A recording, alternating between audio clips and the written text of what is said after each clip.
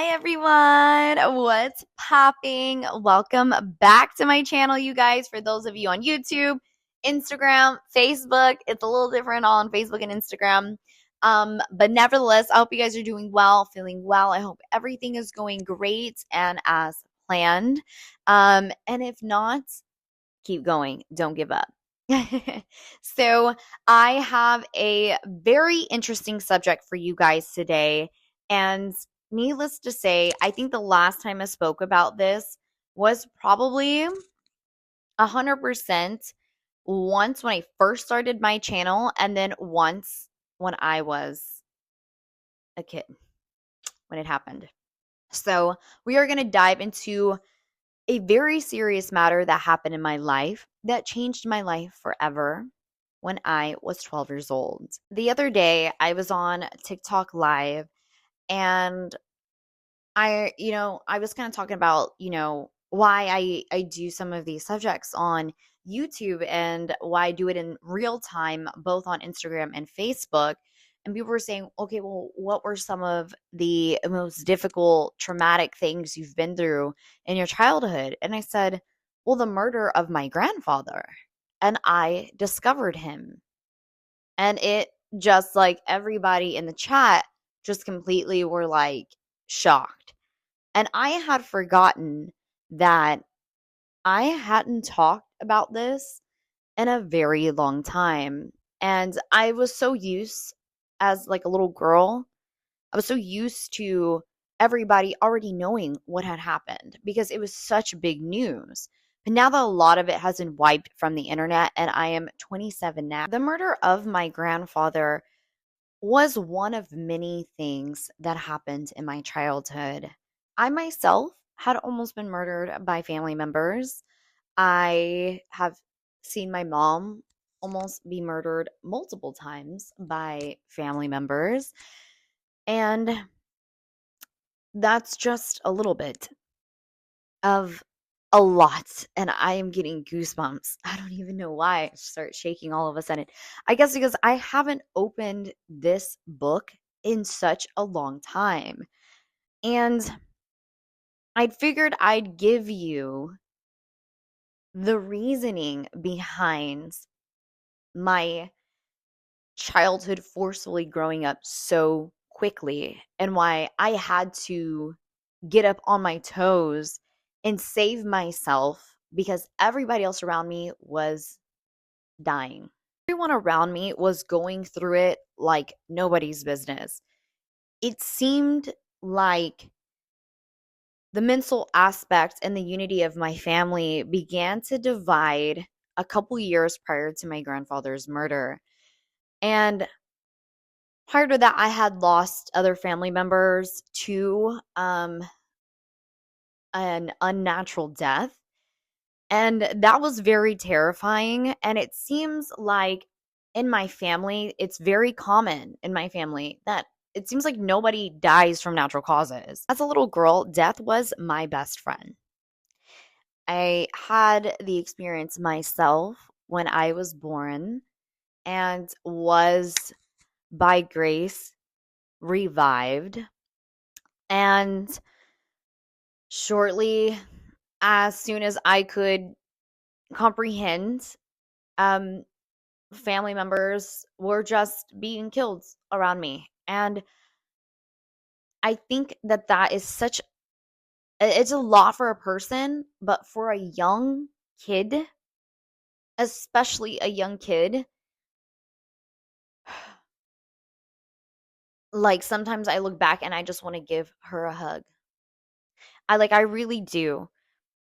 And I had such a great a strong community around me that didn't understand but was there. The murder of my grandfather.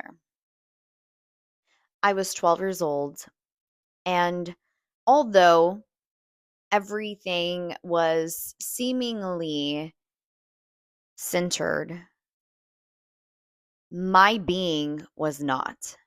The only purpose I really had was my career, my grandfather, and my parents. Those were really the only people, and there were, a few other people like my um father figures of my life, like my tios and my tias, like mother figures as well. But they didn't really step into my life deeply until after he had passed. My childhood was given up for a sense of fortune and success. I was paraded around to do gigs and sing and do karaoke nights. It almost felt as a little girl that my life was fully paraded from my grandfather. Like, he was the leader of it. He's the reason why I began to work at such a young age. He was the reason I had gotten into the schools that I had gotten into. And he was just the whole being of it all. And he was my hero. I learned everything about that man, asked him so many questions. There's still some questions I wish I would have asked him. Um, but of course, I didn't know. I thought I had so much more time with him. Um, I love my grandfather so much, and I worship the ground he walked on as he did the same for me. And I'll never forget the last day he dropped me off. I told him I loved him and that I was sorry I didn't finish learning this one song that he wanted me to learn before going to school that Friday, because he wanted me to practice that weekend. So this was a Friday, and I went to school, and I don't know, things were just not right in the air for me. You know how, like, you hear these stories about moms who have dreams of something happening to their kids, and then they get that phone call, and when they hear that phone call, they know that it was what they had dreamt about from their kids. I don't know, something seemed very eerie for me. And it got even worse when the bus driver took me to the stop and he wasn't there. My family was very strict. The teenagers never really went to parties. Everybody worked, everybody went to school, everybody cleaned, everybody did the yard. So, us as kids, we had lives. And I was very scared of disappointing my grandfather or abiding against his wishes. And one of those was walking home alone, and he wasn't there. So I walked to the local library, and the local library was closed. And there was a Dollar Tree next door to it. So I went inside and I asked if I could call my grandfather because he hadn't picked me up. So they said sure, and I called and nobody answered. I called my brother's phone, and he said, "You haven't spoke to grandpa?" I said, "No, he hasn't picked me up. Where are you?" He's like, "I don't know. I haven't been home." Said, "Just walk home, Daniela. It'll be fine. Just explain to grandpa that you were by yourself, that whatever. He didn't pick you up." So I walked home. When I made step on 902 Lamani Lane, I just had a rush over me. My grandfather didn't forget. This man didn't skip a beat. In my mind, in my heart, in my soul, there was no way that he had forgotten about me. So I walked home, and it's a very long road. And all of my family's properties were still my family's properties at the time. And my grandmother and uncle lived. Mind you, my family within the Gonzalez gates hadn't spoken to my grandfather, me, my youngest brother, my mom, and dad in about 2 years, probably less than 2 years. Because when I was 9 years old, my grandfather had written a will. And in the will, he was changing his estate and who it would be left to, and that everything would be left to me in a big laughing $100 to the rest of them. And it wasn't even to his other grandkids. And he released that statement when I was 10 years old to my entire family, immediate family, all within the Gonzalez gates, all within the properties that my grandfather had owned and then eventually gave to my grandmother in their divorce. If that didn't already top it for everybody, it seemed like nothing could get worse in my family.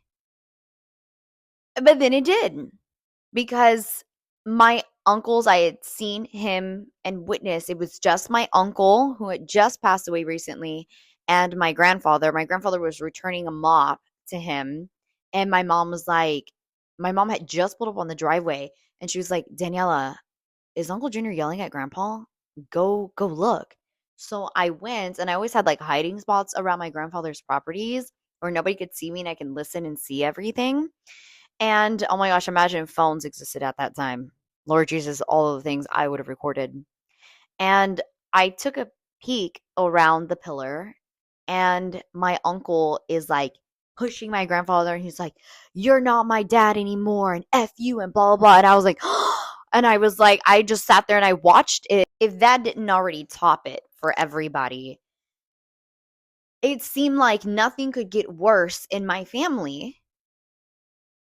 But then it did, because my uncles, I had seen him and witnessed, it was just my uncle who had just passed away recently and my grandfather. My grandfather was returning a mop to him, and my mom was like, my mom had just pulled up on the driveway and she was like, Daniela, is Uncle Junior yelling at Grandpa? Go look. So I went, and I always had like hiding spots around my grandfather's properties where nobody could see me and I can listen and see everything. And oh my gosh, imagine if phones existed at that time. Lord Jesus, all of the things I would have recorded. And I took a peek around the pillar, and my uncle is like pushing my grandfather, and he's like, "You're not my dad anymore, and F you, and blah, blah, blah." And I was like, and I was like, I just sat there and I watched it, and I ran back to my mom and I was like, we need to call the police. And then all of a sudden it went silent. And my uncle, I guess that he had stopped yelling at him, and my grandfather was walking back, like in between all the gates, was walking back to his property where my mom and I were in the backyard. And he said, "Oh, and Thanksgiving, holidays, Christmas, your birthdays, yeah, we're not your family anymore." Telling my grandfather this, and he's 80, or like at the time he was like 79 years old, or something like that. He was like 79, 80 years old at this time. And just to see the hurt in his demeanor, like everything he had built, his empire, his family, and everybody to be successful, although there were shitty characters around our family, everybody still was rightfully successful. It was still everything that he had wanted. So, as I'm approaching my childhood home for the last time that I would ever see it as 902 Lamani Lane, my uncle, who had did that about a year and a half prior to that, was parked in front of my grandmother's house in his truck, and he looked like his face was just like tomato red. And he's Mexican and dark. Not like dark, but he's like dark. And he's so red. And it looked like he'd been crying. And my tia's in the passenger seat, and my grandmother is on the street speaking to them because the truck's facing my way and I'm walking this way. And mind you, they hadn't spoken to my grandfather in a long time, or us. Of course, I'm like, why does he look like he had like hurt somebody, like physically? Like he looked like he had punched somebody. I'd seen my uncle mad a lot, and he didn't like me. He always despised me and never praised my accomplishments as a child or anything like that. Never did. never was for me, always was envious of everything of me and said I was too skinny and too this and too that and stopped showing off and things like that. This is that uncle that I had seen. He just seemed like this was he just always was in a bad mood and was angry and just full of he was very greedy, and he was also very just like evil about everything. And I was like, okay, like something was just so off with that. So I passed them, not saying a word, and I see the front door wide open. And the first thing that comes to mind was, what happened? My uncle being in front of my grandmother or Uncle Thomas's front yard, because they were next door. Remember, all the properties are right next to each other. We haven't spoken in a long time. And I'm like, okay, did he get into a fight with my grandfather? What happened? So I walk through the open front door, and there's Mel, and his recliner is flipped, and it looked like somebody got into a fight. In my head, it's instantly my uncle. It's exactly what I thought, exactly from what I had seen out there. By the time I'd walked through that door, he had pulled off. I had heard the truck leave. Now I have no idea what's going on. I don't know if my grandfather just got into that fight with him and is like in the backyard trying to blow off steam and like completely forgot or whatever. Or I'm thinking maybe my grandfather like got into that fight with my uncle and then left really late and he's going to pick me up and I'm here at the house. Like I have no idea what's going on. So the house feels so still. And I'm like, okay, this house does not seem right. Everything is just like a tornado here. And I am walking towards the back door, and it's a glass back door, glass sliding back door. You see straight through. And I'm like, wait, what if somebody broke in? What if, like, I am being trapped? All of these thoughts are running through my mind. So for me, be safe, be careful. You have no idea what is here. So I walk towards the kitchen table slowly, passing the hallways, kind of just looking.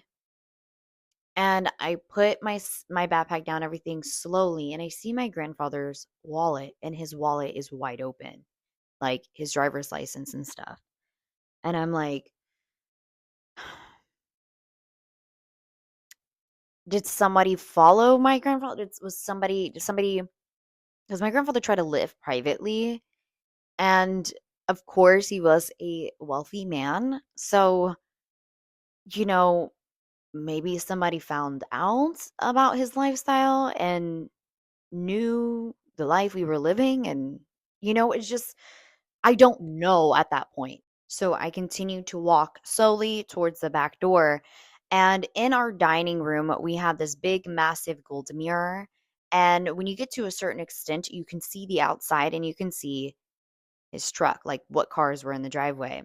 So my grandfather's truck was in the driveway, and I thought to myself, okay, his truck is here. He's home. And then I look straight and I can see that the garage door is open. So I'm like, okay, go out. Grandpa's home. Go out there. Go tell him, Grandpa, you didn't pick me up. You forgot. Blah, blah, blah, blah. Okay. And everything should be okay. You won't be punished. And you're learning that song. But you also need to clean this house because something happened clearly.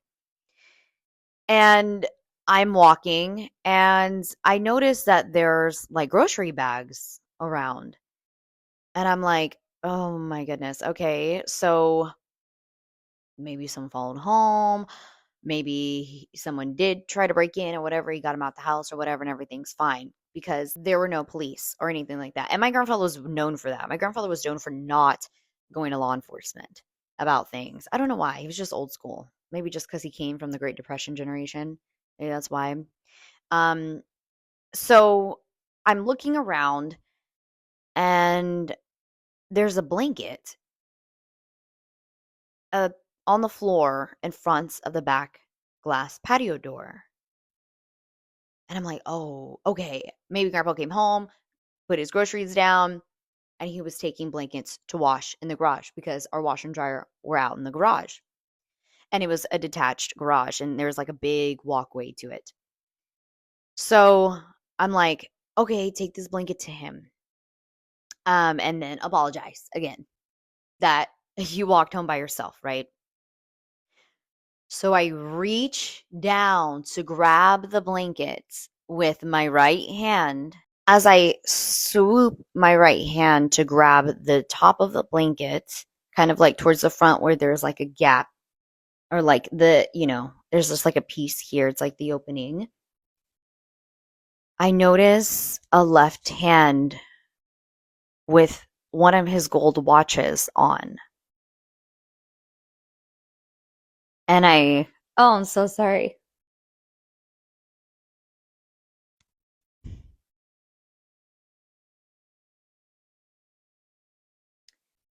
I'm so sorry.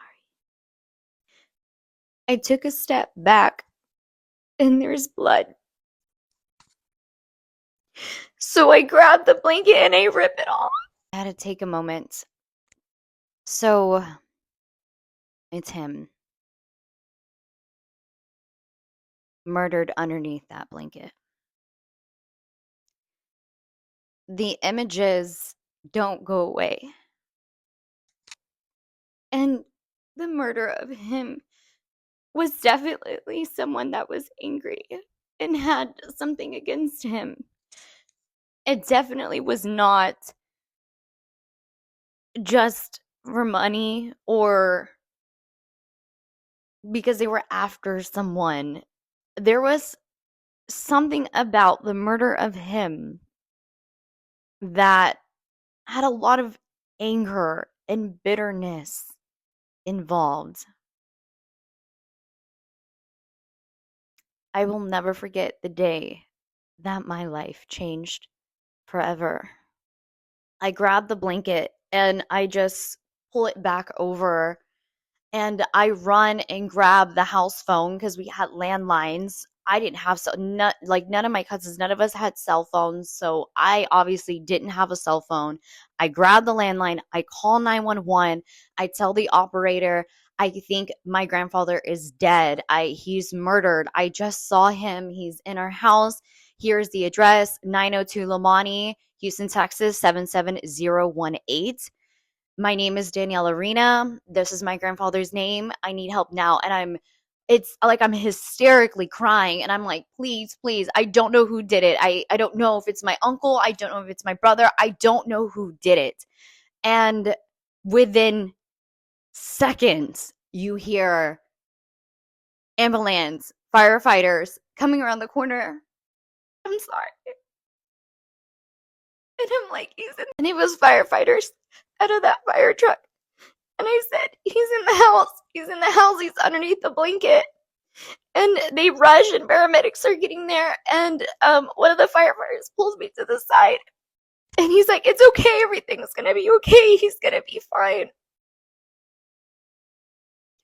Those firefighters that went in, I know they never came out the same. And I feel so bad for them. Because people in that force is like, it's not, they never see, like, it's just inhumane. It's dehumanizing everything that they see. I apologize for taking so many cuts. It's just, it's very different when you walk through it step by step. I guess it just does something to you. So it seemed about 5 minutes, it felt like maybe.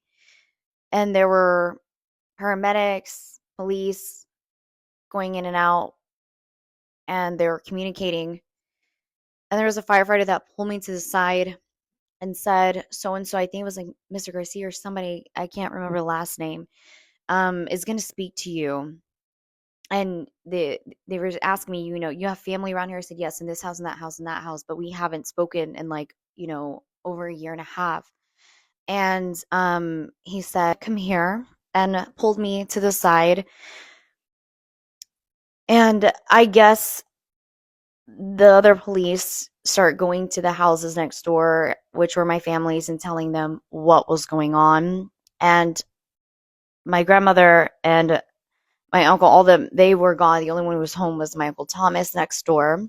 And at the other houses, I don't know who was home. So he pulled me to the side and got down on his knees and said, "Look, your life will never be the same after this." And I just started to just bawl. And he said, "I'm so sorry, but your grandfather didn't make it."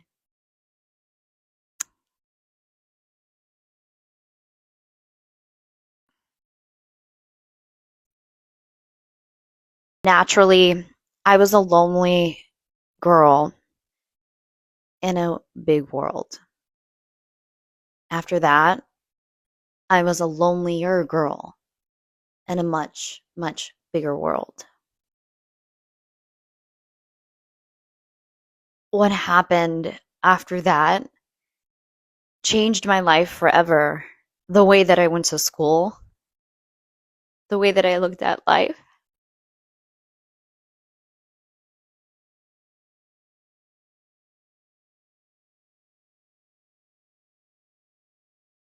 When I say I miss that man, I really mean it. And there hasn't been one like him yet that I've met. The way he cared about me, the way he loved me and showed me in every way. You know how a father loves his daughters and protects them and does everything he can. No, no, no, no, no, no, no. This was that, but on a planet you've never been to. He worshipped the ground I walked on. He made me the young woman that I am. He raised me and took me under his wing in so many ways, in a way that I don't and have not ever seen a father do for his daughter.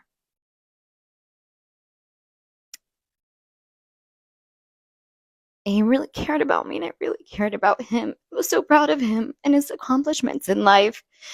That man was truly a hero, truly an American hero at that.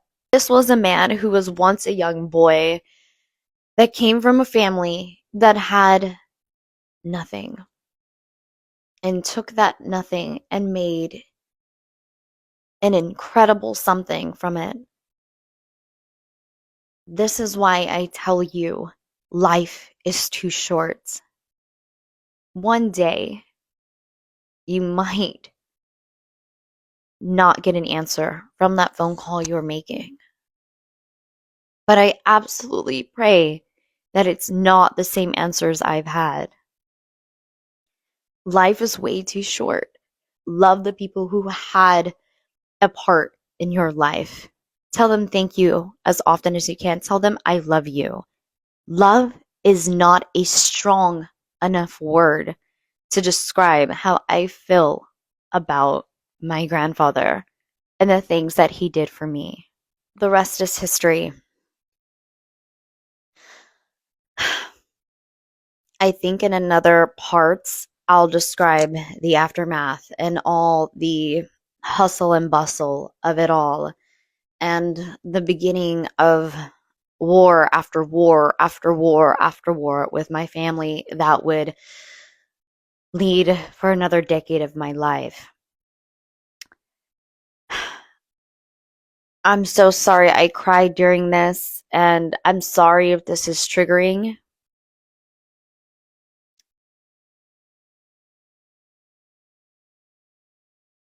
Sometimes we need to share our stories to help others get through to the next day. Like that 12-year-old little girl I was. Don't give up. You have every reason not to. I love you.